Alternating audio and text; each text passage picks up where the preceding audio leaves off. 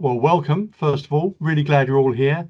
We're obviously going to be showing the first few bits of 2025. Obviously, 24 has gone really well, and obviously a lot of people took up the Black Friday offer, so we gained a substantial amount of people coming back to Lightwave, a lot of new users. I don't know if any of the users here are new, but obviously, welcome to everybody, both old users, new users, and users who have been with us since we started. So obviously 24 has gone really well. We've done lots of bug fixing. I hope all of you got the 2024.1. We're obviously today showing the first bits of 25, launching that.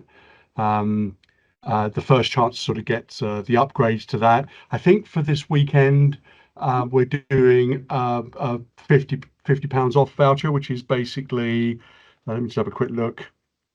Yeah, pre-order 50. So if anybody does want to get the pre-order in for Lightwave 2025 early, then you just basically use the voucher name of pre-order 50 and you get 50 quid off. But that's only for the weekend, so it's only today and tomorrow. But I'll repeat that at the end anyway, because until then you don't know whether you want to do it, right? But hopefully some of the things we'll show you today will make you like what's coming. So we're going to be showing a few bits and bobs. One thing has changed because it just happened to break on the last build, which we need to get fixed, and we couldn't get that done in time. So we're going to be showing Step It in detail. We're going to be showing Hand It. We're going to be showing Ripper, and we're going to be showing AP. We're going to be showing the displacement brush, and we're going to talk a little bit about some of the other things coming. Not too many of them. There's going to be a bunch of things we're not going to mention at all because they're going to be shown in January. But overall, it's quite an extensive bunch of things. So I'm going to cover a load of the things that are in there and loads of bits that have been upgraded a little later on. And I think we're starting off with me showing Step It. So Step It was, I showed it as a little sneak last time when Giles left the screen, which was just a little bit of the auto animate tool for Rigit, basically.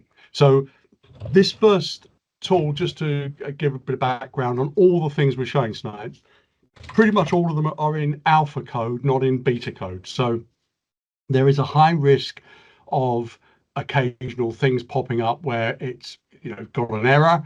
So just be warned, that's going to happen. It's completely, we're expecting it. We know it's going to happen, and all good.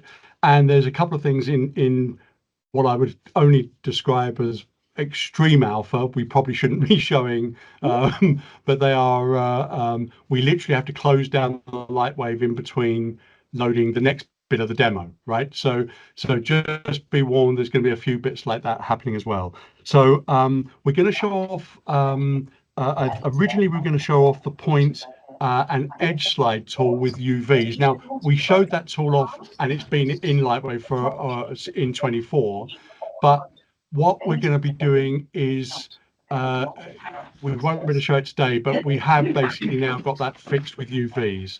If everybody could switch off their microphones, that would be really good. So so that tool is now fixed in terms of UVs when you're doing point sliding and edge sliding, but we just literally can't show it. We intended to show it, but it literally probably 2 hours ago juice broke, and on the build we got, and we just couldn't get it repaired in time. So anyway, it is what it is. But we are going to show the displacement brush, which is also new, which is fantastic, and again, really good. Just again, bear in mind, the displacement brush interface has not had a pass over. Normally we'll tidy that up and change some of the names and make the layout of it much better. It is just because it's just entered beta phase, we haven't yet done that, but we will be doing that. Okay, so that's that. So I suppose what I should do now is share my entire screen and get a Lightwave up and start showing Step It. I haven't missed anything, Juice, have I? I think I'm good. Well, Whether or not you're good is immaterial, but I don't think. Well, we'll find out, won't we? We will literally find out in a few seconds. So let's share my screen. So hopefully you can all see the screen. Let's get up Lightwave. So this is going to be a full-on showing of StepIt and what StepIt can do. So a couple of things just to bear in mind with this. StepIt is obviously brand new. It's version 1. There is going to be a version 2. We've already got things we want to add to it next. And we will also be doing another StepIt, which will be quadruped. That will be an entirely different plugin, but we are going to be doing that as well. You also, which we can't show today because it's just not finished yet, but we can also use StepIt with multiple characters. So I'm showing it with one character at a time here, but you'll be able to have multiple StepIts working with different characters. So that's going to be happening as well, which I will hopefully show maybe in January, but maybe a little bit later, but one way or the other, we will be doing that. Okay, so let me just load up the scene. So we'll do starting the scene, and we'll just do this with a sugar cube. So last time we demoed this, we had a fairly automated scene we put together, which worked well. But I want to show you how we use this, how it basically works, what it's going to do for you, and how easy it is to work. Obviously, this is designed for Rigit, just to make sure that everybody's clear. That will obviously work on the Mac and the PC. So this is across the board. Okay. So what we've got here is we've got a terrain that's got some bumps in here. And in fact, what I'm going to do is just rotate that round a little. So we just change the heading, smooth that. So that does that. So basically what we're going to do is have the sugar cube just pull out on a straight line and walk over that surface. So let me just zoom in a little bit. Let's click on that. So the key to moving this, and this is bear in mind, StepIt will recognize this stuff automatically on a character basis. So what I've highlighted here is the main root of the cube, and I'm going to be showing this, by the way, with a humanoid figure, a robot, and the first few bits I'm going to do is with the cube, simply because it's simple and easy, just to show how easy this is to work.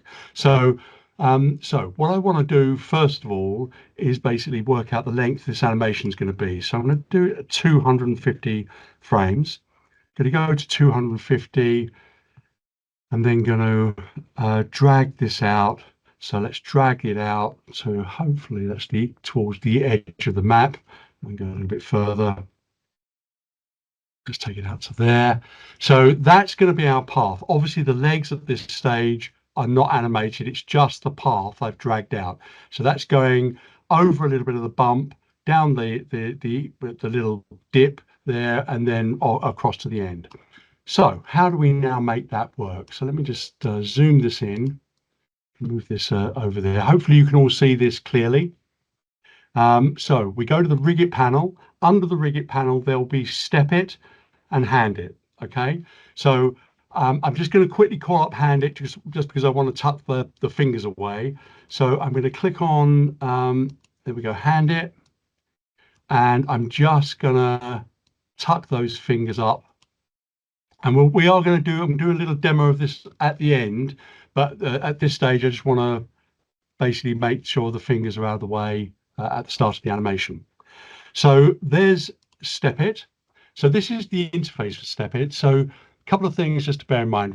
It's been color coded so that it makes it a little easy to see the main bits you need to touch and adjust and so on.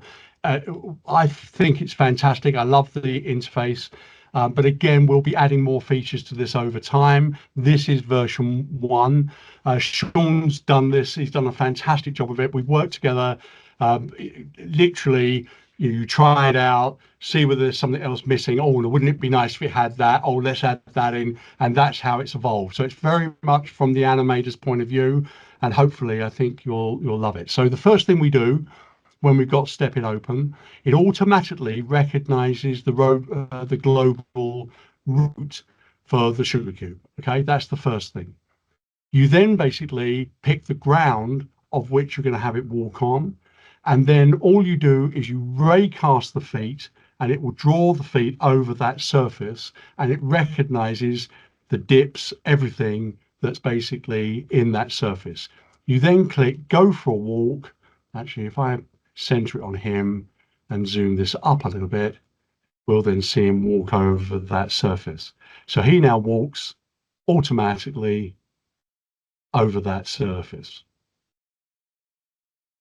Okay, so that's the basics of how you use it. But obviously we're going to want to do more than that. That's a fairly simple walk cycle, but we might want to adjust things. We might want to adjust how the feet hit the floor. We might want to adjust the foot length, all kinds of things. So let's start doing that. So I'm going to change the stride length. So do 300 millimeters there. I'm going to adjust the foot lift to be a little bit higher, 50 millimeters. I'm going to recast the footprints because obviously they're going to be further apart. Let's go for a walk again and then push play. And again, you can see his feet are now taking bigger strides, and you can see that it's following those footprints. Okay, so we've done that. So now what I want to try to do is I want to sort of make the foot land a little softer.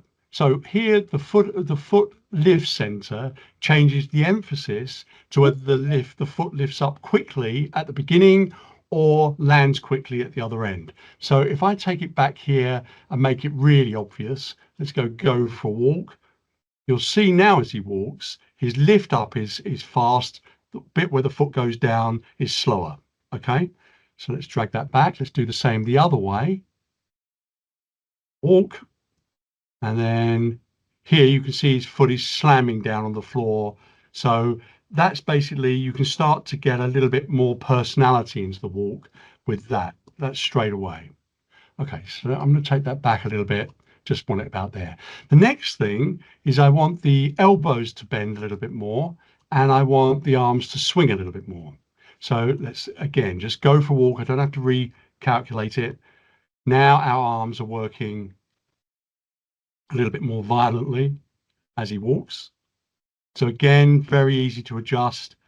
All you're able to do it on the fly, very easy. Now, if I want to add in now some hip swing, that will add again to the personality. Now I'm going to go way over the top deliberately, drag that. So now you can see we're able to make him do something a little bit over the top. So so he's really walking in a very exaggerated way. And likewise, I can do the hip swing as well. So let's drag that one back, go for a walk.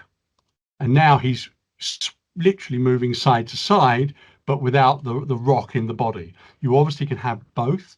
So if I drag that one up and push go for walk, we've now got a really big movement happening on that walk we've just made.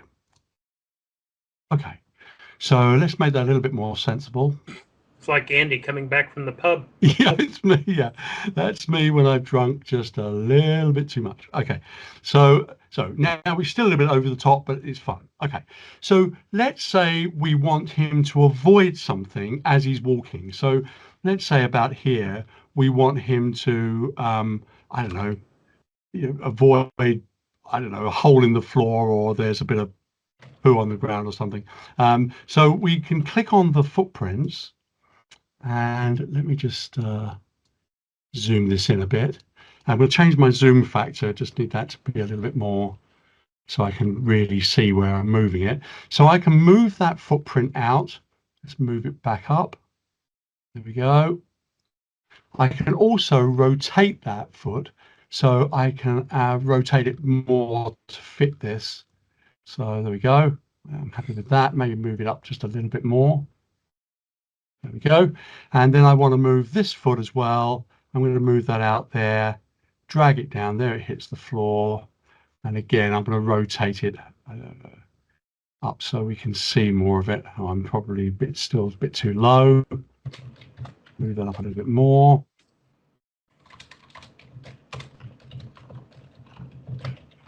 Yeah, that's fine. So basically, at this point, he's going to basically come up to this point. Oh, actually, I've keyframed at the wrong place. That was my stupidity. Just take them back to 0 and go back to that footprint. Go, fine. Okay, so now basically he's going to walk along to that point, and let's just pull this out and we'll see he follows those footprints automatically. We don't have to recalculate that. Oh, sorry, I didn't do go for a walk. That was my mistake.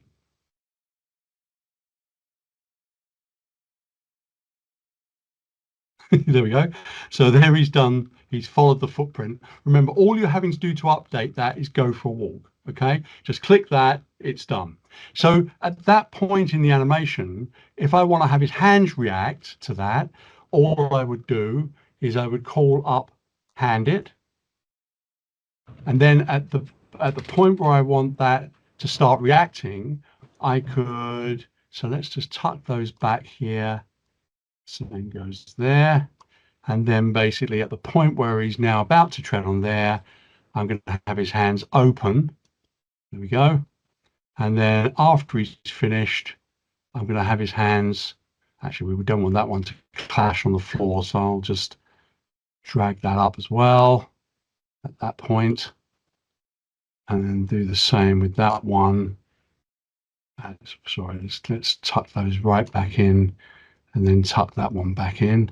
So now we've animated the hands animating at the point where the animation, where he does the bigger steps. There we go. So, okay, it's not the finest piece of animation, but you can get the idea of how complex and how adjustable this is and how flexible this is. Easily can adjust all the animation parameters on the fly. It's really quick, really fast, and really easy to do. Now, traditionally, doing that kind of animation by hand would have taken an age, because you've got to hand animate the bump, you've got to work out where the feet are going to go, you've got to you've got to do that step by step. It's a long-winded process. That is going to be a significantly faster methodology of actually doing that. Okay, so that's the first part of the demo. That's just showing you the basics of how we control the character and how easy it is to move it across a landscape. I've got the next scene is the same basic scene, but it's got a more complicated path on it, and I just want to load that and show you that next. So let's load up the second walk. And on this one, again, it's not calculated, but on this one, he's going to walk in this path here. And again, that's already been set up. Now, this is basically built so that he can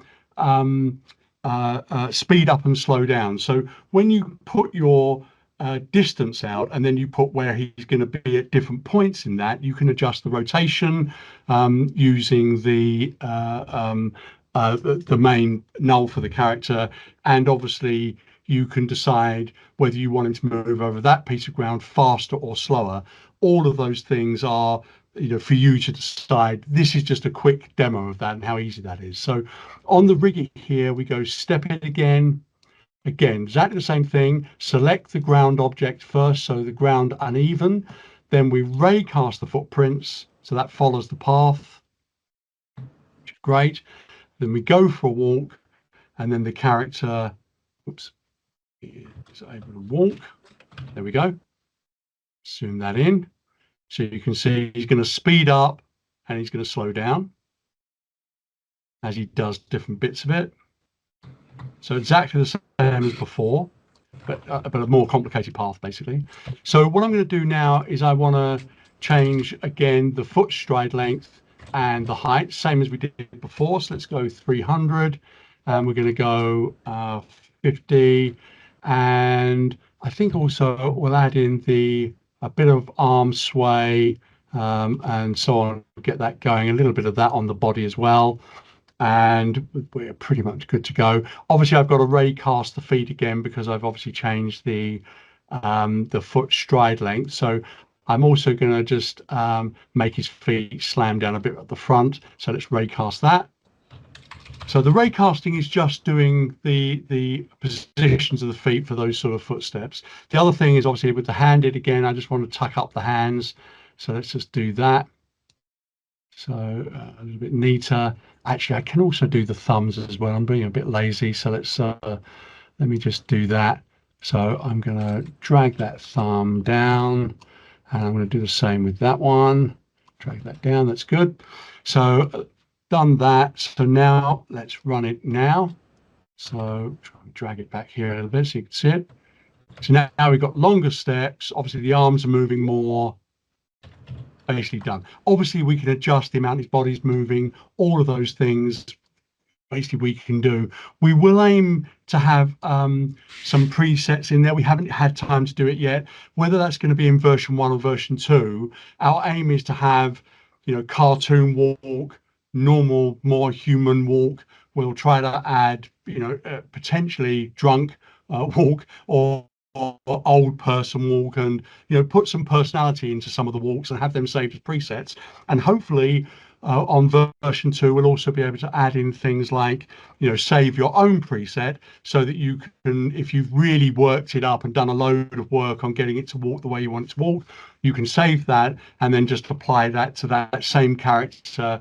So if you're working on a TV show, you'll be able to put the character into that character using Step It, and have that as a preset setup, so that when you load him into the next scene, he'll automatically walk in his style and his way of walking forward. Which means that if you're doing a complicated TV show where you might have 4 or 5 characters on screen, 6 or 7 characters on screen, you can literally embed that character into that character for that TV show and make your life considerably easier putting that together. You know, often on TV shows, again, you'll have multiple animators working on characters, and it's always very difficult if another animator takes over another animator's work and tries to, you know, embed that character with that style. Of course, this will facilitate making that much easier. Okay, so that's kind of that bit of the demo. Let's show you then now with steps and adjusting with steps how we do that. So on this scene we've got basically the character's moving around and going up some steps and then down. He runs down here, by the way, because he's running downhill. So, and if you notice, the set is basically lower here, higher there. It is that's a difficult set to have done a piece of character animation on. So if you were doing that manually, again, immensely difficult. Doing a ramp, immensely difficult. Doing the stairs, you know, all of those things are hard to do. Now, that doesn't mean this is automatically recognizing the stairs. The ray casting will recognize the position of the stairs, but it's not automatically going to put the feet where you need them necessarily. So they might go into a stair, you might need to adjust those footsteps. So let's look at how we would do that and how this would make that work. So actually, once again, I'm just going to tuck up the hands, not going to bother with the thumbs this time. So I'm going to again choose the ground. So we've chosen the ground, and then let's just do the ray casting. Again, I could just quickly move the elbow and arms and all the other things into place, but fundamentally we're just going to do the casting here. So now does the casting. Go for a walk, and now we can actually walk our character along here, and he basically goes up those, round the corner, and then runs down the hill a little bit. Here we go. so basically that's what we want to adjust. So I can clearly see here. So let me just zoom over here a little bit, rotate that round. I can see that one of the feet is absolutely going to go through the step, okay, and that one is barely touching the step. So let's first of all click on this one. I'm going to just modify this. I want to rotate it so that the foot is more cleanly on the step. I think that would probably, there's a little bit of overhang on this foot, so I want to move the foot back a little bit so the toe doesn't necessarily hit that there. And then on the other foot, let's click on that. I'm going to take the ball of the foot up so we can get him hitting the ball of the foot onto the actual step itself rather than going into the step. So let's just rotate that round a little bit. And obviously I could move that slightly sideways as well. So basically now hopefully he'll get the ball of the foot onto that piece there. So I click on go for a walk again. So it updates. And now when he walks, here we go, up onto the step. Oh, his foot's still just slightly touching, but it's done it. So very quickly we're able to adjust, and that could be for 20 steps. It could be for whatever the case may be. So it's just a fantastic way of very quickly adjusting your scene. Even complex scenes like this, it makes it really fun and easy to actually adjust. Okay, so let's do the next part of the demo. So this is a little crude. We haven't had a lot of time to work on this, so we only put this together yesterday. So this was just a case of we quickly rigged up a hominid or humanoid skeleton, and we just applied it to that, and rigged it with Rigit, got that done, and then basically that's it. So at that point, we then set this scene up with a basic, again, simple walk forward with steps. And again, just to show you this works, we go back to Rigit, click on Step It. Again, we need to pick the floor, and then we basically raycast that. The steps happen over the floor. Actually, we haven't got an end sorted out yet. That's something we're still fixing. So his arms will go a little bit doolally at the end, but that's okay. And then we go for a walk, and then he'll just walk up those stairs again, because the raycasting, he recognizes them. There we go. Okay, so his arms are a little bit stiff there, as you can see, a little bit sort of not bending. So let's basically up the bend quality of those and the arm swing. Now, a couple of things to bear in mind. It does sort of know when something's moving fast and when something's moving slow. So when it moves slow, the arms will move less and bend less. And when it moves fast, the arms will bend more and swing more. Okay, so if I go for a walk, now animate that, you can see his arms are a little bit more bent, but a little bit flatter on there. And then you'll see here, they'll start to bend more, or bend a lot more at the end where it goes wrong. But basically, that's showing you how this is recognizing that scenario of speed increase, and the arms are subsequently bending more. That's all built into it. So it recognizes those things and does that. Again, we can change obviously the swing, and we can change the sway. Again, just go for a walk, and now he's going to basically sway, or his hips are rotating more. We can do exactly the same again for head and all of those other items. All of those things are adjustable. Obviously, this kind of character is what it's built for. The Sugar Cube is a much simpler character, but it is one of those things where you really can tweak, adjust, and mess with it. It's robust. It's going to allow you to do that. You can make them sort of do movements, because it's not baking anything, it's putting in keyframes. It means you can then add animation over it. So you can move the arms, you can have it grab objects. Obviously, one of the things with Hand It was that we wanted to be able to do dynamic parenting and have Hand It as a very easy control method for grabbing things. Dynamic pick it up, take it somewhere, put that object down, release the dynamic parenting, and then change the hand shape accordingly and release the object. And we've done that actually with a couple of animations that we've shown over the last few months. You wouldn't have known it, but they were all done with Hand It, or a very early version of Hand It, and with Step It. And I'll show you those at the end. So again, very easy. So now something a little bit more complex. This is a scenario that some of you are likely to get, and it is much more difficult to sort of remedy. So let's show you this. Okay, so here we've got a mech, and the legs around the wrong way, and it doesn't have a traditional foot. So heel movement, which is automatic in Step It, is going to make this screw up. Okay, which is a good thing. So what we want to do here is we call up Step It again. I need to go and find the ground. So let me just type in ground plane. There we go. And then I'm just going to cast the feet, and it's going to, oh, don't worry, that's fully expected. Let's just click the this, and then move this back so that we can see our basic movement there. So this is going to go wrong. I'm fully expecting this not to work. Okay, so I go for a walk, and you'll see immediately the feet are doing something I'm not really wanting them to do. Okay, that's completely okay. So to cater for this type of rig, all you do is you take the heel lift and take it down to 0, push go for a walk again, and now the feet will work perfectly. So it's allowing you to adjust for different kinds of model, and it's built in. Now, there's bound to be cases where we're going to have to do more adjustment and come up with other solutions. But for a mech, we've got a basic solution for that straight away, all right, which works. Now, obviously, that walk cycle is a little bland, all right? So I'm going to just show you through a few things here of how you'd set up the walk cycle for something like this.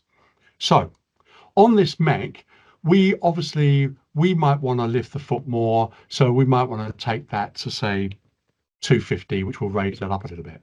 But also we've got a toes down feature, and that really allows us to make the foot drag more.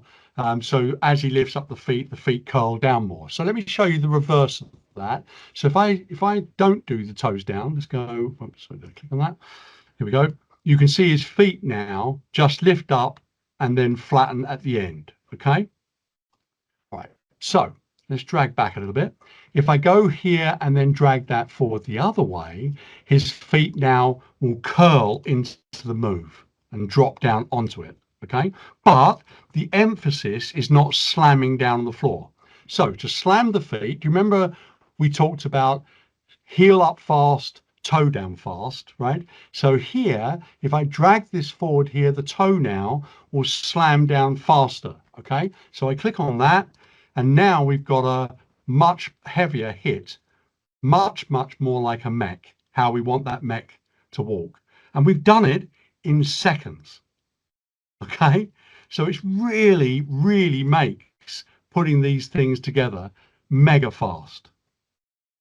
Or mecha fast. No, I didn't say that out loud. I can't believe. Anyway, so basically we also can obviously add more sway. So let's add a little bit more sway to that and go for a walk. And now his body's rotating a little bit more. Now under this, if I go to the other camera position, so we can see the body twist underneath is moving quite extensively, and the feet is slamming down. And you can see the impact of that.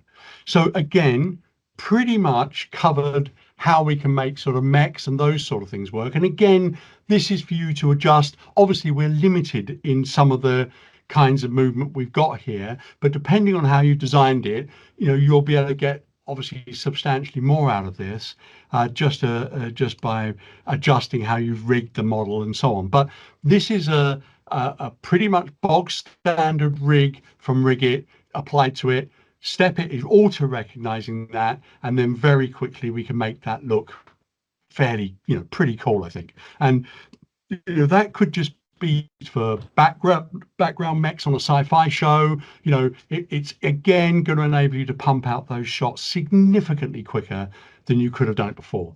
So we're done with that. So hopefully you've loved that. I've got to say, I am so pleased with it. I think Sean's done an amazing job of getting that done. And actually a lot of under the hood stuff was done by John and Dave and the guys, allowing things that hadn't been done before with this kind of coding. So X panels has been improved and adjusted to add some extra facilities that have enabled this to happen. So a lot of work's gone into this under the hood that's enabled this to be done. But it's really solid. Just bear in mind, this is version 1. There's definitely going to be a version 2, and we are working on a quadruped version. We'll hopefully have that done by early next year. Probably, you know, whether that's going to be for the actual release date, not sure, but it will be early next year. We'll have this done. Okay, so that's that. You've got an idea. Step It. Hope you like that. So I just want to show you something dedicated on Hand It, just because obviously I've skipped over it. I just want to show you that as well. So let's go back to here, go to Hand It. I've got one scene for this. So let's have a quick look at this part of the program. So got Hand It here. So I have to say, because of the resolution, this is normally completely straight on everybody else's machine for some reason it's slightly gone ski with at the bottom, but anyway, hopefully we'll sort that out. But it's, you know, it is what it is. So fundamentally here, let's just drag this back to frame 20. We've got the ability here to go and adjust, you know, individual fingers, and obviously we can do that. You know, it's animated over time. So if I, you know, now sort of do a little bit of adjustment. Oops, sorry, wrong finger. Let's do, let's take that one back down, maybe take the down, drop that. So we've got like now, you know, a little bit more movement. Let's do, you know, back up.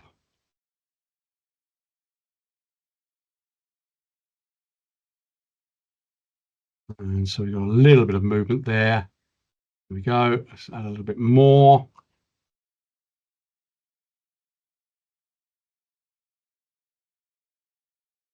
Keep it going.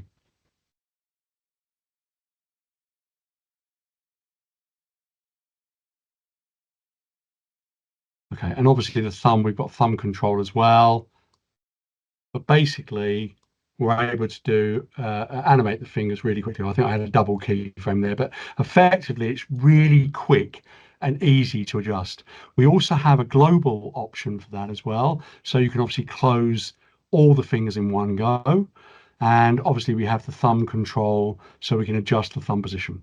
But not only that, at any point in this, we can go in and we can still adjust. So let's go to rotation here. We can still adjust manually all the component parts, and it doesn't break anything. It doesn't, again, because it's keyframing as you would traditionally keyframe, you just decide where you want it. It basically means you can go in and do individual manipulation of individual digits really easily.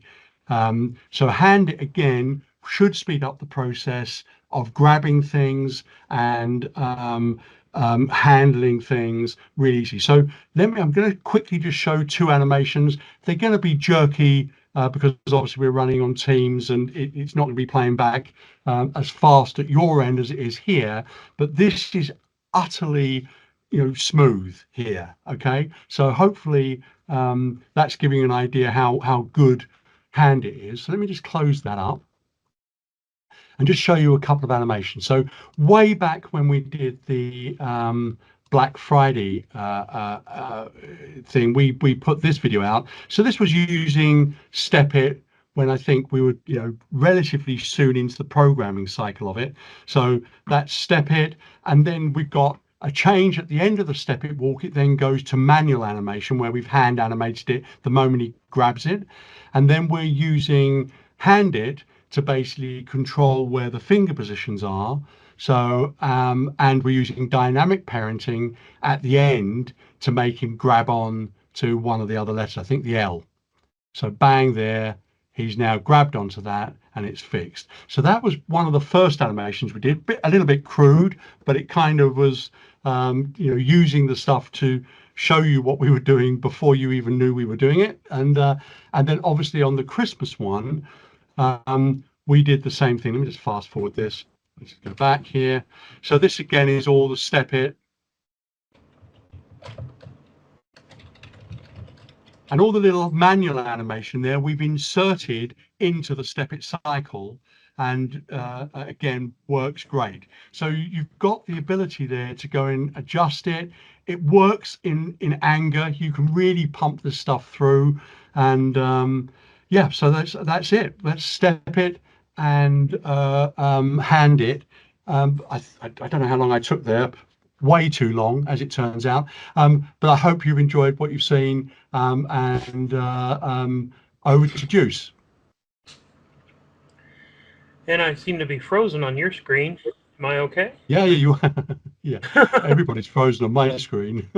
So yeah, I've stopped sharing. We're good, aren't we? So I think so. All right. So let me let Andy take a little break there. Okay, so I'm sharing my screen. Yes. good. Good. All right. So, all right. I think we're good. All right. So what I'm going to try to show you here is display our next brush in our sequence, and this is the displacement brush. So just real quick here, I'm just going to throw myself in a sphere. And let's see here. Let's give myself a tessellation with a few, and I'll make him darker and give him some wireframe so we can see him. So what I'm just going to do here is I'll come in and apply my displacement brush. And it's going to ask me if I want to apply it to the sphere. And I say, well, sure I do. Additionally, I'm just going to pop open its preferences to get the displacement brush down here as well. So let me just kind of cover what we've got initially in this thing. I've got my maps. So I've got a plugin map. I can create a new plugin map, or I can create a morph. So what I'm going to do is let's choose, let's go for a smooth fall off. I'm going to stay on my plugin map initially. And so what I'm just going to do here is we'll go to move. We'll come over here to my keyframes here, and let's just go ahead. I'll right click to pull out my influence, and I'll grab some points and start moving these around. So as I push, pull, and drag to get these into a position. So what I've just now done here is I've set a value for this particular map, this displacement map. So I'm going to scrub in 40 frames, and I'll set myself a key. So this key here, and we're seeing a key value of 1 at that keyframe. I can go previous key back to 0. And here I'm going to go ahead and make that 0. Just to make it 0 here. So now you see that displacement is animated over time. Additionally, what I'm looking at now is under my sphere object in my graph editor, I now have that as a curve. So I can choose this, and I can do an ease in, ease out on my tension, and do an ease in, and I can even, let's grab that keyframe and set another one over here to ease back out.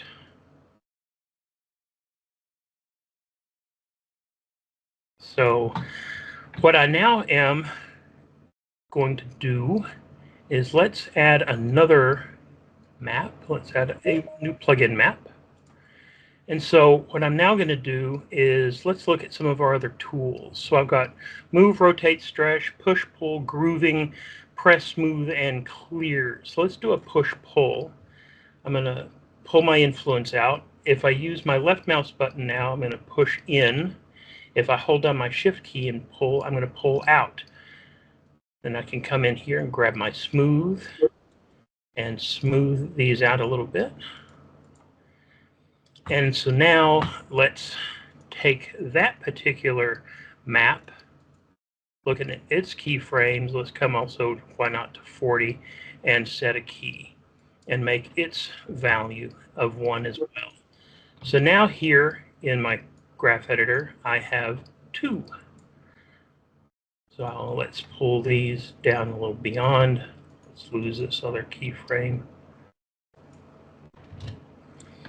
And as I push and pull, we're now changing them both and layering them over time.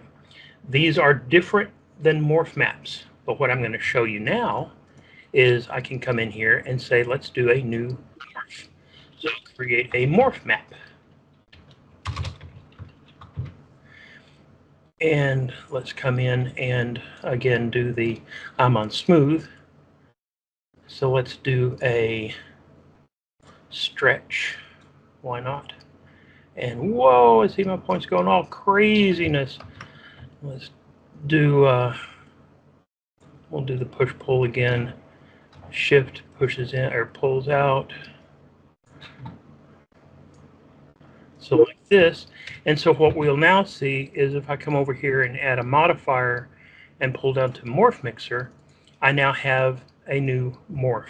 So here I can create a displacement, I can create a morph, I can bring them back and forth between. Because they show up in my graph editor, I can control these with an expression. I can control them with a null, I can control them with the rotation of a bone, I can do any type of things like this, and I can absolutely do it right in here. Now, because these are modifiers, I would expect to save the scene and the object each, because the morph is going to go with the object and the displacement would be in the scene. So we'll just make sure, to clarify in certain things. Again, we're looking at version 1. We're looking at the first type of things for 2025. So really, as far as, a direct thing, this is kind of, this is another one of those bits that we're playing with for a 2025 feature. But this I can see being used for corrective morphs, corrective positionings, especially if you've got an interpenetration or something from a displacement or whatnot. You can go in and adjust these on a level, and even keyframe them and have them change over time. That's awesome. And it's just to point out, Juice, that's obviously we literally got some of these tools yesterday. so point, yeah, so they are we literally didn't start any of the things that we're showing you today. Obviously the step it we had earlier, but the ones that we're actually using to demo are all yesterday delivery. so there's been a fairly steep learning curve. We have been in kind of the Christmas spirit, as far as even on our own development side. We've been opening presents and discovering, oh yes, and this is looking great, and oh, check this out too. All right. Yeah. Are you about? Yeah. So I'll take back the screen in a second. So just wanted to mention something on the hand-it. I saw a couple of people mention now, would it work with a 3-finger, 2-finger, whatever the case may be.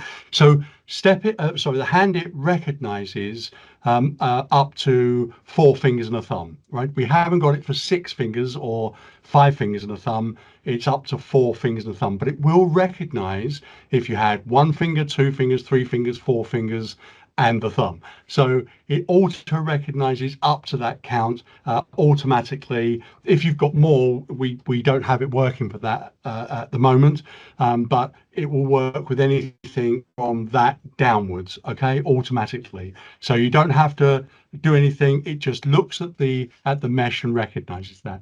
So if I take over the screen now, so let's try to do that. Hang on a sec. Andy, can you see? What are you seeing? Andy, I think you're sharing the wrong screen. You're sharing the wrong screen. Oh man, I'm so sorry. Yeah, I shouldn't be having that. That's not supposed to be there, is it? I'm so sorry. Let me see if I.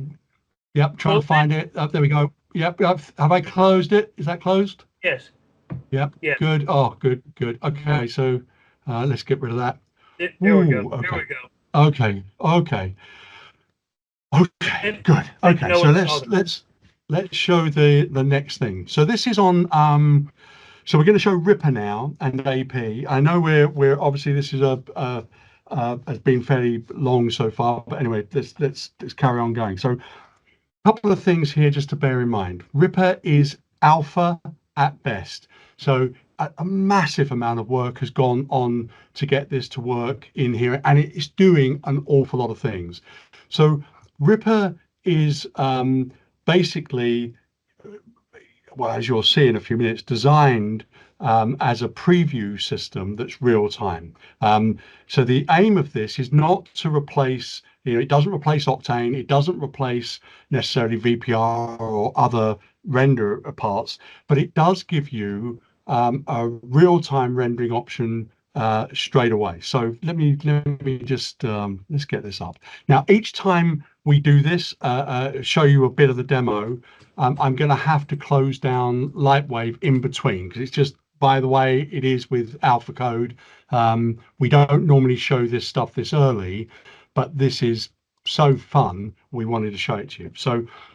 So what we've got here is, let's just show you the standard VPR view. So that's the standard VPR view. That's using the backdrop renderer. So we wanted to have something that you could use HDR lighting for putting out animatics. So there's a bunch of guys out there, some friends of mine, John Allardyce and numerous guys who are doing lots of visualization for films and those, you know, big films, and they're pumping out animatics all the time, and they'll be sending and saving out wireframes. And of course, it takes a time with complex scenes. You're having to, you know, talk it through with the director, make the changes, and then you just can't pump it out instantly. It can take sort of, you know, 5 minutes a shot or whatever the case may be. So we wanted a system that could do that substantially quicker. And obviously, as most of you know, we got involved Steve Hurley with us, and Steve's part of the team. And but obviously there was things there we've got to integrate it into Lightwave. We need to make sure it can convert the models to GLTF. So GLTF format is designed for speed. It's designed for updating pretty much instantaneously.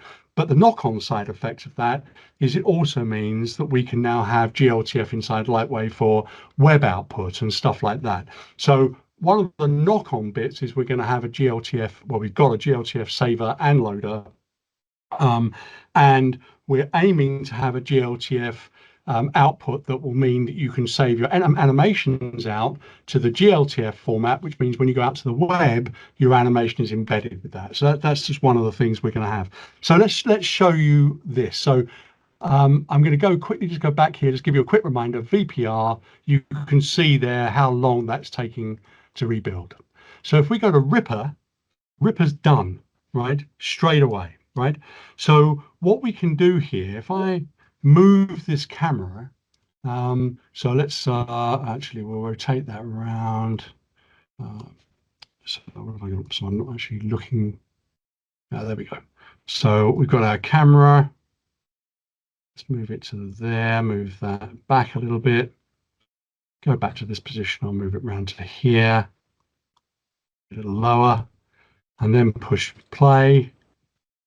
And it's drawing that in real time. Now, it's not anti-aliased. It isn't, you know, it isn't. And by the way, this isn't fully optimized yet, so it's going to get better. But it's no waiting. It's playing back straight away, real time. That means you can save that out as a QuickTime, and it will save as fast as QuickTime can possibly save it, right?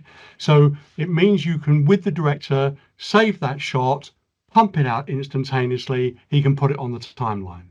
So it means you can put together color animatics, adjust the animation in no time at all. So for instance, if I want to click on one of the bits here, let's sort of say, actually, we'll animate this. So let's just drag that keyframe to 10, drag that back down, and then I'm going to move this up, and we're going to rotate it around, and then I'm going to copy frame 10 to 70, and then I'm just going to basically smooth out the graph so it's a reasonably smooth piece of animation.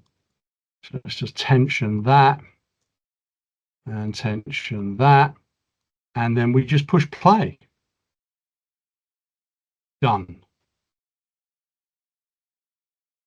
So bear in mind, this is lit in HDR. So if you're working on a movie and you're trying to match an effect shot, you'll just load in the appropriate HDR for that scene and that time of day when you were shooting, and all your objects will be illuminated with the same light as the shoot on the day.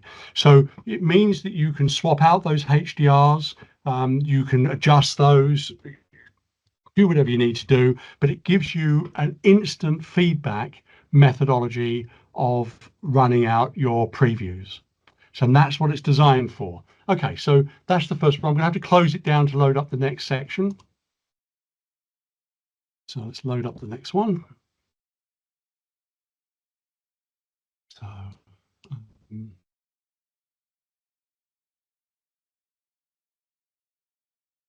So all I'm showing here is really the types of surfacing. So that first one was fairly crude.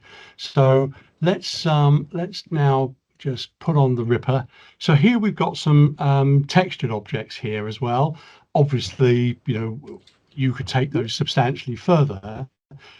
So the types of service at the moment we support is principled BSDF or BSDF, yep, sorry, and obviously standard. So whatever you can do with those, it will work with, but it's not going to work with sort of Octane surfaces. However, just bear in mind, there's a tool in there created by Sean that will allow you to have both a standard surface in combination with the Octane surface. So we should be able to make that work, and we will obviously refine that pipeline for that as we go.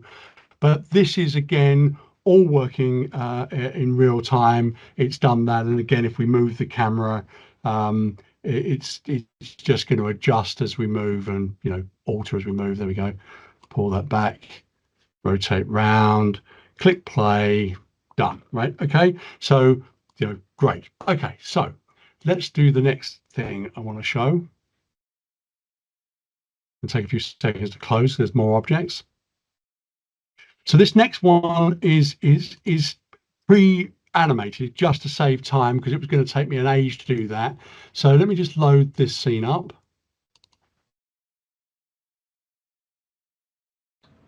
So here we've got it animated. So if I just basically, actually, I'll tell you what we'll do. Let's do let's do, I think.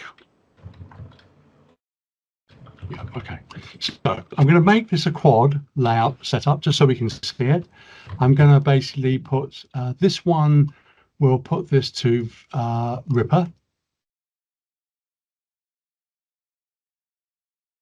It should have come up. Let's see if it does. I don't know why that hasn't. Oh no, that's good. Okay, that's fine. So let's do again camera view, but we'll do this one to VPR. So they play nice within Lightwave, so you can have both up. Again, we'll do this to camera view, and we'll put this one on cell shaded, or sorry, texture shaded, and on this one we'll basically make that into wireframe. And again, this will play back in real time, but you can see obviously VPR can't keep up. That is real time, and obviously it's working with those completely fine. If I take over the screen with that, it should, or it might, because actually it's running a little slow, and I think that's because Teams is running, but it should, that's not taking that back, which is, it has done on the previous demos. But let me just see, I wonder why that is. Oh, there we go, just needed to catch up. Okay, so now that's basically updating with all the objects animated again in real time. All the reflections are in real time. I think we're trying to get transparency into it as well, so then it will have glass. I don't think we'll be able to get refraction into it in real time, but there are limitations to what we can get done with this. But it is basically a real-time preview system for animatics, literally no waiting at all, and it does work with masses of geometry. Okay, so the next bit I'm going to show is AP, and then we're pretty much done. I hope obviously that's giving you a bit of a taster of what's coming. That's obviously going to be in the release in 2025. Okay, so let's close that down. Second.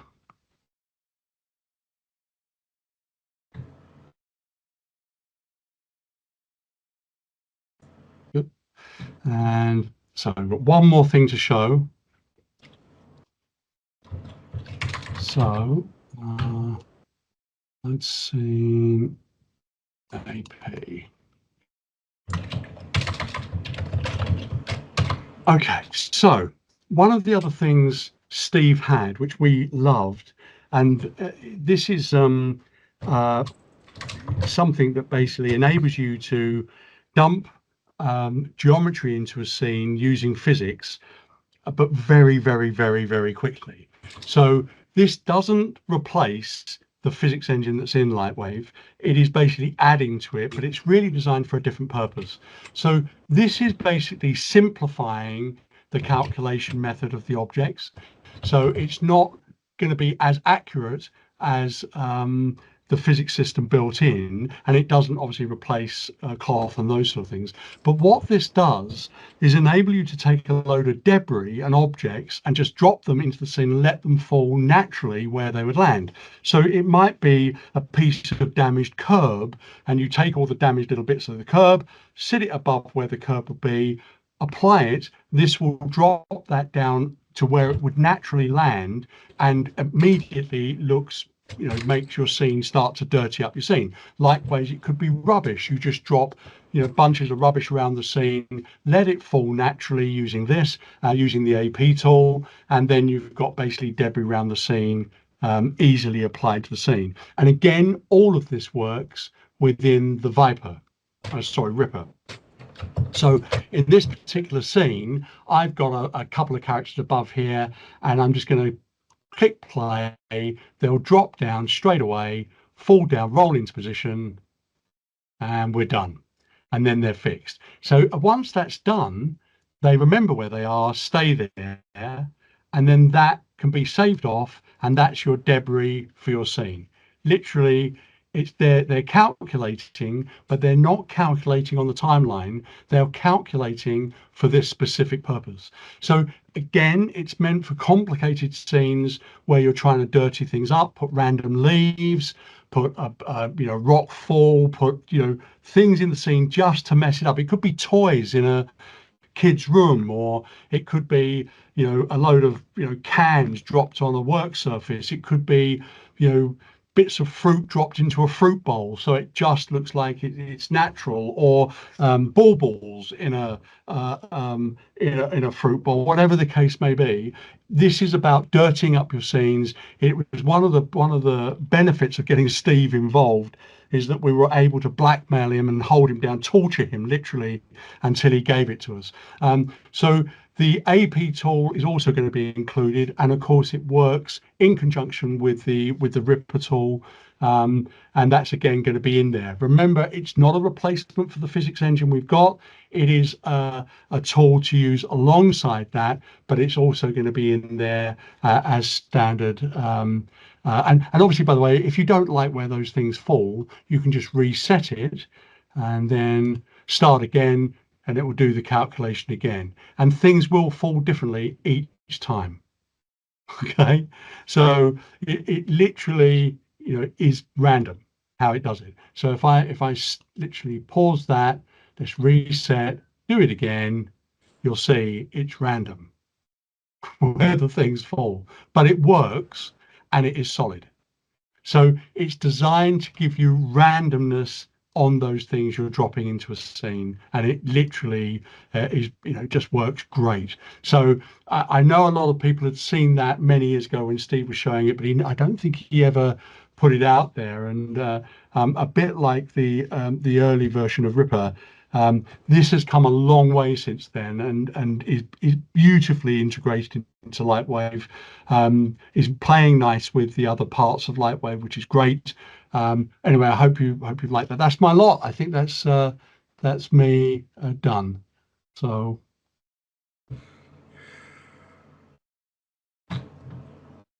where'd you go, Andy? I think he hung up. And just like that, he's gone. And he's done and out. Thank you very much. Mic drop. The bishop has left the building. Be sure and tip your waitress.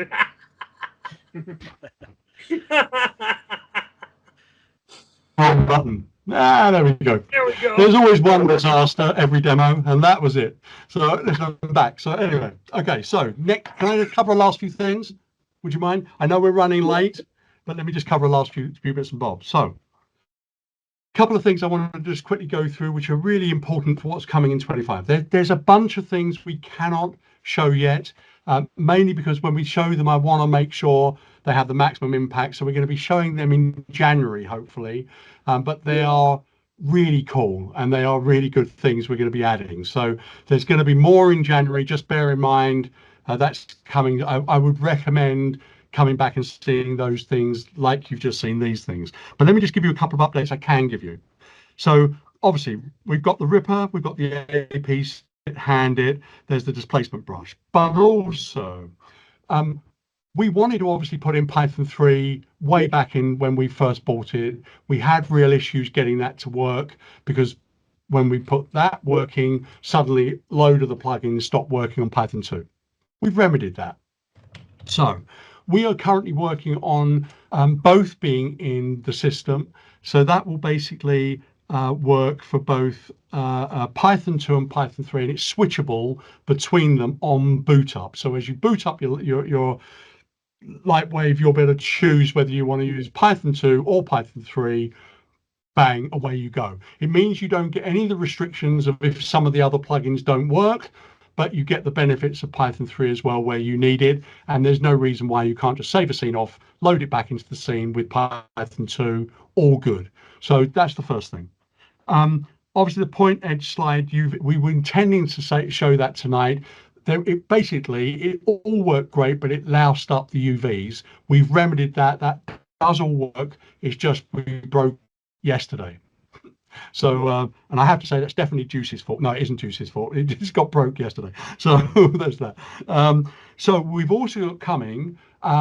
So for a very long time, and this is a pet thing for Juice really, we had the bevel, and it bevels all the way around the object. But if you had a cylinder, you couldn't just bevel parts of it. And anyway, we're redoing the bevel tool. It's also not going to do the overlaps. It's hopefully going to fix those things for on text and on the bevels of faces of text. We're working on that now. That should be ready again also for first release of 2025. It might end up being the 0.1, but it should be on the first release. So it's a new set of bevel tools or a new bevel tool coming. On the turbulence, so turbulence has been working great. As you know, we updated the libraries for that much faster than the old turbulence. All of that's working great. That works with Fusion. So if you're working in Fusion, you can load turbulence as an OpenVDB file. So basically in turbulence, you can output an OpenVDB file. But one of the things that didn't transfer was the temperature side of things. So basically when you transferred it across, you had to create your own color system. And anyway, it just wasn't as good as it could be.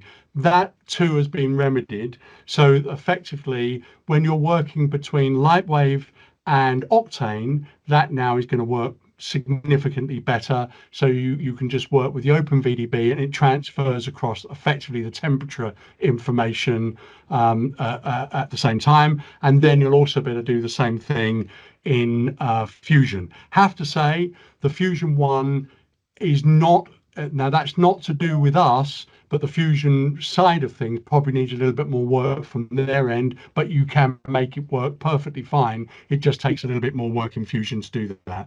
When I'm talking Fusion, obviously it's I'm talking DaVinci Resolve and the Fusion part of that.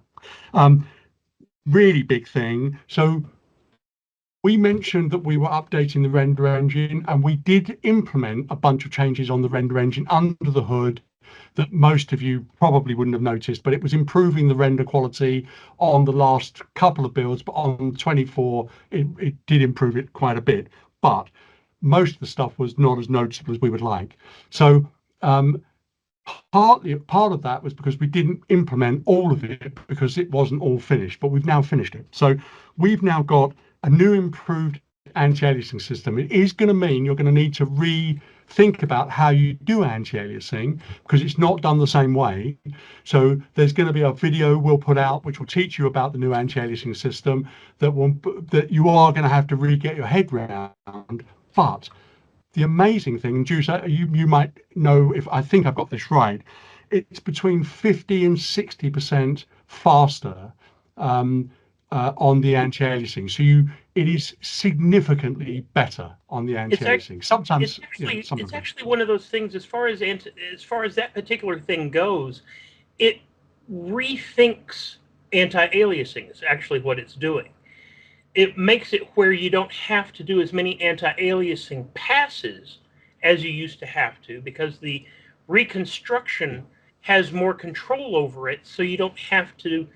It doesn't take that long to do one or two anti-aliasing passes, and then the reconstruction filter fixes it from that point on. So it's a speed up in that sense.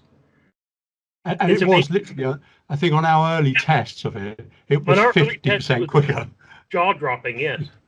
Yeah, it was jaw-dropping. And so that's going to be in 25 as well. So the anti-aliasing, which means your rendering is going to be substantially faster. Obviously, what it doesn't cater for is that the moment you have that increased capability and speed, like most of us, what you do is you end up just upping the anti-aliasing, so it takes exactly the same time. But if you compare like for like, what you're willing to accept currently, it's literally 50% quicker.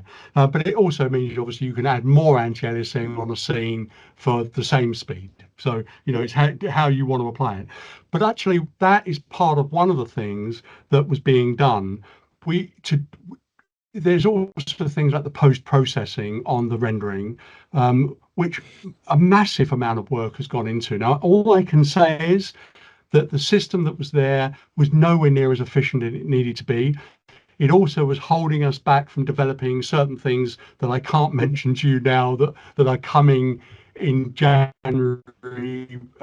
February, March, whatever, next year, and throughout the year next year. There's some amazing things coming that are all happening because of the things that we're doing on this cycle. So the post-processing is running between 30 and 50% faster on the post-processing side. So things like glows, significantly quicker, but also other things we're doing significantly faster. And I think I'm being fairly conservative by saying between 30 and 50%. There are points in it where it's almost 100% quicker. So it is an amazing headway on that. So that's coming also in 25. And in the first build of that will be there when we release. GLTF again, already working. We're aiming to have that also have animation in there as well, which means, so if you're doing web stuff, one of the things at the moment, I output stuff, it goes to a different company. They basically do that. So what's going to happen now is I can save out my model. I can have different surfacing options built into the surfacing, but one of those then is also I can have very simplistic surfacing, but really nicely done for GLTF. I can then animate it. We'll be able to save it out as GLTF, and then that animation can go out so that when people rotate it at a certain point in the rotate, it starts to explode and all that kind of stuff. It gives you immense capability for the web side that you now will be able to do in-house. So we're working on that, and that's going to be there. Whether the animation's in straight away, I don't know, but certainly the GLTF is done, and we'll have that in there. Okay, I've mentioned the multi-character. Quadruped is coming. There's another, I mean, Sean, we've got him booked up with, you know, literally he's shackled to the table. We are not allowing him to move until he has those. No, he's doing a great job. Yeah, exactly. And I think that's pretty much it. I think just want to mention again, if you are going to do a pre-order early, which I know a lot of you have done in the past, you know, been great for us for how we've, you know, obviously helped us immensely. If you want to do the pre-order, we're doing £50 off just for this weekend, and it goes back to the normal pre-order price. So the pre-order, the way you do that is you just put in the voucher name of pre-order 50. That's all you need to do. You get 50 quid off. Let me just see if I've just missed anything. I don't think I have. Obviously, if any of you saw the mistake I made on Skype, just obviously delete that. Don't talk about it. But you know, anyway, that was a genuine mistake. But other than that, I think that's it. I've not mentioned anything I shouldn't have mentioned. I by accident showed something I shouldn't have shown, and I've done everything else correctly, except for I switched myself off. I think that was fairly successful. So that was actually pretty funny. Pretty funny, yeah. So we could just do a couple of questions, but we're supposed to finish at 7. So if we sort of say 10 minutes of questions max. Yeah, I've been answering all kinds of the questions actually in the chat as we've been going on. So it's I think we've been, you know, I think we've been covering it in the chat. Okay, so we good. So I hope you like what you've seen, and obviously Step It I showed in depth. Part of the reason why that was such an in-depth demo, I wanted you to see how easy it was. So, you know, Rig It was all about making it you able, if you're not a rigger, and the weight paint tool was all about you being able to rig if you've got very little experience or no experience in doing that. That was enabling you to do proper grown-up rigging easily. So your weight painting was now easy with the weight brush tool, which again is fantastic. The rigging is easy. That makes the rigging process really simple and is fully automated. So that makes that really easy. And of course, what Step It does is now mean that you can do some mega complex animation very easily. And then you're focusing on the acting parts like close-ups and how you're going to do, you know, the hand movements and those sort of things. And the obvious question is, yes, we need to find or make a really good facial animation system. We are obviously working on that and looking to have that at some point fairly soon as well.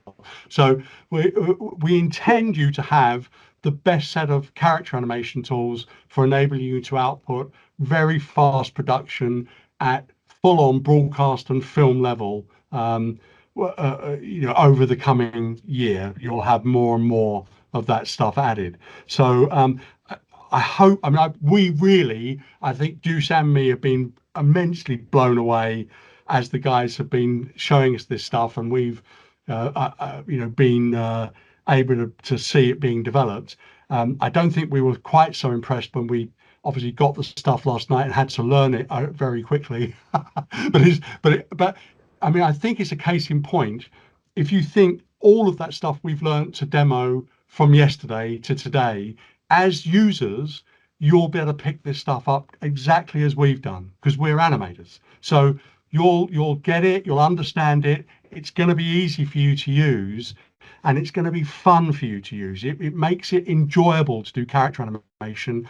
You know, if you've always wanted to do it, never had a chance to do it, this makes it literally as easy as it possibly can be to do and fun to do. So I really hope some of you get into it and enjoy sort of doing that stuff. And obviously the Ripper is just a jump ahead in terms of preview rendering and able to knock out, you know, instant, really beautifully lit HDR lighting all in real time. You know, it's fantastic. Remember, it's not and instead of Octane. Octane is a GPU very fast renderer. It's not instead of Lightwave's CPU very powerful internal renderer or you know, Unreal's render engine, which again is excellent. This is about absolute real-time previewing. It's really designed for the guys who do animatics and anybody who's got clients. I think that's it. That's kind of where I'm at. Is that good, guys? All happy? I'm good with that. I think you might need a drink. You've been talking an awful lot. I got a Chinese curry to go and eat. Yeah. So Giles, we all good? All good. So, one last thing. We will save the video of this so you can see it.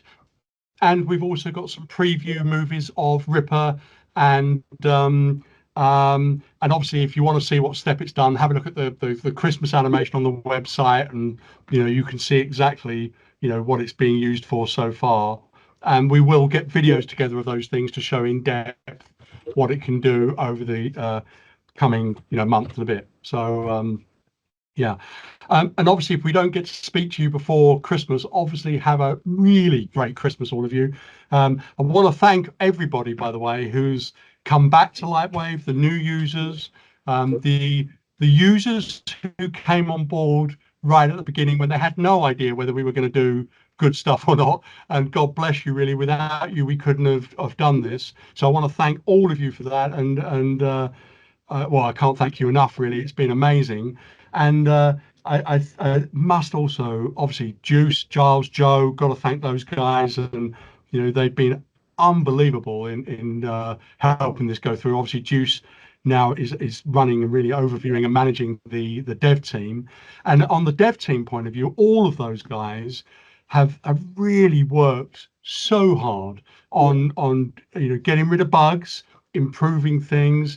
That even the development tools for Lightwave are significantly improved on what's coming in 25, and so it's going to make it easier for development or dev programmers to create stuff. And we've had some amazing contacts where devs are beginning to contact us asking if they can start producing their plugin for Lightwave, and brand new things that I didn't even see coming.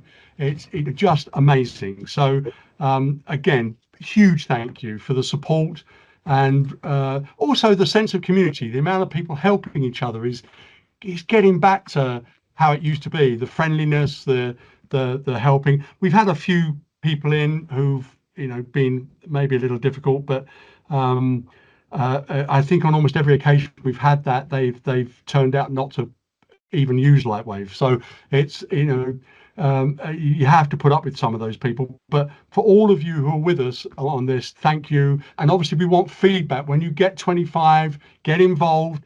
Anything we can improve for you on Step It and Turbulence and Flow and all those sort of things, we will want to do, and we want to sort of take further. So get involved. Obviously, we're not a massive team, so it might take us a bit of time to get some of those things done, but we absolutely listen, and we are animators, so we kind of get it and love the input. So that's it. Thank you so much. Merry Christmas, everybody. Hope you have a really great time, and that's it. Good. We're done. Thanks, Andy. Thanks, guys. Cool. Yeah. Thanks, Nice one, Andy. guys. Nice one, Juice.